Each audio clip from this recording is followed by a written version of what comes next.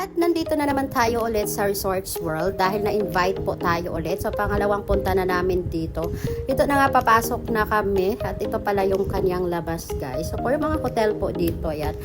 Magpa-social climber muna tayo for today's video. Dito pala kami sa Holiday Inn Express dahil dito sila naka-check-in. Ayan, habang nasa lobby kami, nakakita ko ni Santa Claus at Christmas tree. Syempre, aura-aura tayo.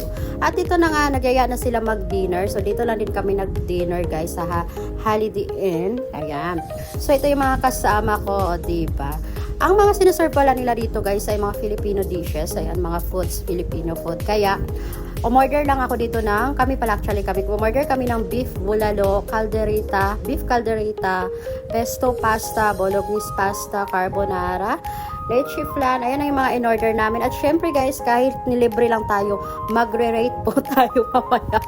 Actually, napaka-affordable naman ang price nila dito. Ayan, no, crispy pata nila, 1,550. Grilled salmon, 850. Umorder din kami yan. So, mamaya, syempre may pa-rate tayo. Hindi pwede. Kahit libre, magre-rate tayo ng honest review. Ganon.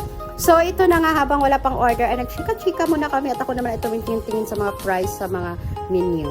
Maya-maya lamang ay ito ng ating beef caldereta, beef bulalo, grilled salmon, pasta, basta mga pasta yan, tatlong klaseng pasta. Tapos meron din tayong leche flan, meron tayong pineapple juice. Actually, sharing lang kami dito kasi marami yung serving. So, ayan guys, umpisahan na natin mag-rate. So, ayan, base lang to sa aking panlasa. Iba-iba naman tayo ng panlasa. So, syempre, tinikman ko una yung kanilang kanin. Hindi ako nasarapan. Mas masarap yung bigas namin. 5/10. Next naman is beef caldereta. Ito yung pinaka nagustuhan ko sa lahat. Napakalambot. Yung sauce niya, hindi siya OA sa alat or ano, basta sakto lang. 10/10 for beef caldereta. For beef bulalo, guys, na alatan ako sa sabaw. Yun lang ang issue ko dito, maalat ang sabaw, pero bumawi siya sa beef. Ayan, yung laman naman ay sobrang rupok niya, guys. Napakalambot na dalawang nguya mo lang ay pwede mo na siyang lunukin. Ayan.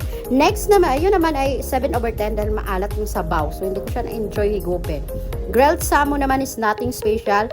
Natabangan ako, wala din siyang smoky flavor or kahit man lang yung paminta, wala akong malasahan, kaya 7/10 din. So, base lang to sa panlasa ko ha, dahil iba-iba naman tayo ng panlasa.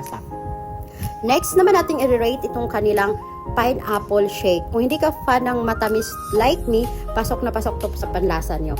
Yung leche flan naman nila na parang cake na may kunting leche flan, 5/10, di ko siya gusto. Itong bolognese pasta, hindi rin masarap, 7/10.